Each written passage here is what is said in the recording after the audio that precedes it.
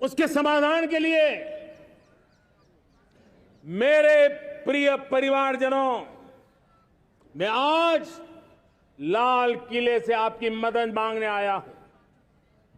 मैं लाल किले से आपके आशीर्वाद मांगने आया हूं, क्योंकि पिछले सालों मैंने देश को जो समझा है, देश की आवश्यकताओं को जो मैंने परखा है, और अनुभव के आधार पर मैं कह रहा हूं कि आज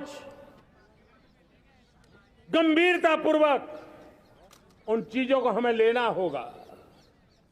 आजादी के अमृतकाल में 2047 में जब देश आजादी के 100 साल मनाएगा, उस समय दुनिया में भारत का तिरंगा झंडा विकसित भारत का तिरंगा झंडा होना चाहिए।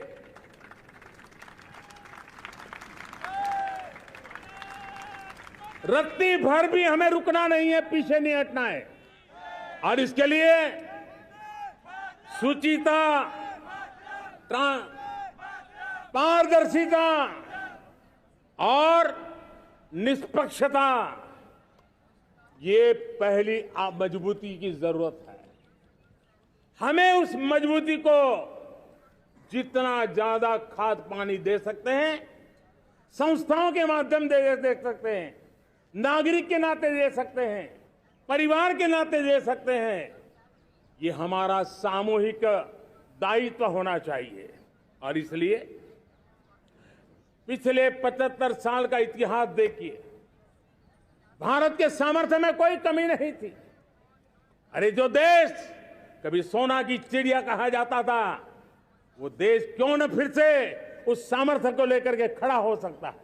मेरा अटूट विश्वास है साथियों, मेरे प्रिय परिवारजनों, मेरा अखंड अटूट एक निष्ठ विश्वास है कि 2047 में जब देश आजादी के 100 साल मनाएगा, मेरा देश विकसित भारत बन के रहेगा।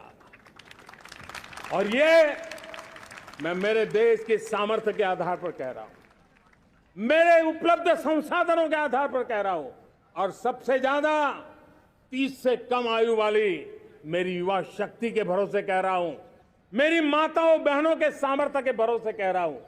लेकिन उसके सामने अगर कोई रुकावट है, कुछ विकृतियां पिछले 75 साल में ऐसे घर कर गई है, हमारी समाज व्यवस्था का ऐसा हिस्सा बन गई है कि कभी कभी तो हम आंख भी बंद कर देते हैं। अब आंख बंद करने का समय नहीं है। अगर सपनों को सिद्ध करना है, संकल्प को पार करना है, तो हमें ये आंख मिचौली बंद करके, आंख में आंख मिला करके 3 बुराइयों से लड़ना बहुत समय की मांग है। हमारे देश की सारी समस्याओं की जड़ में भ्रष्टाचार ने दिमक की तरह देश की सारी व्यवस्थाओं को, देश के सामर्थ्य को पूरी तरह नोच लिया है। भ्रष्टाचार से मुक्ति, भ्रष्टाचार के खिलाफ जंग हर इकाई में, हर क्षेत्र में। और मैं देशवासियों, मेरे प्रिय परिवारजनों, ये मोदी के जीवन का कमिटमेंट है, ये मेरे व्यक्तित्व का एक कमिटमेंट है कि मैं भ्रष्टाचार के खिलाफ लड़ाई लड़ता रहूंगा।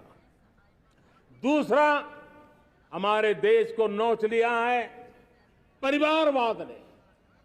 इस परिवारवाद ने देश को जिस प्रकार से जकड़ के रखा है, उसने देश के लोगों का हक छीना है। और तीसरी बुराई तुष्टीकरण की है। ये तुष्टीकरण में भी देश के मूलभूत चिंतन को, देश के सर्व समावेशक हमारे राष्ट्रीय चरित्र को दाग लगा दिए हैं, तहस नहस कर दिया है इन लोगों ने। और इसलिए मेरे प्यारे देशवासियों, इसलिए मेरे प्यारे परिवारजनों, हमें इन 3 बुराइयों के खिलाफ पूरे सामर्थ्य के साथ लड़ना है।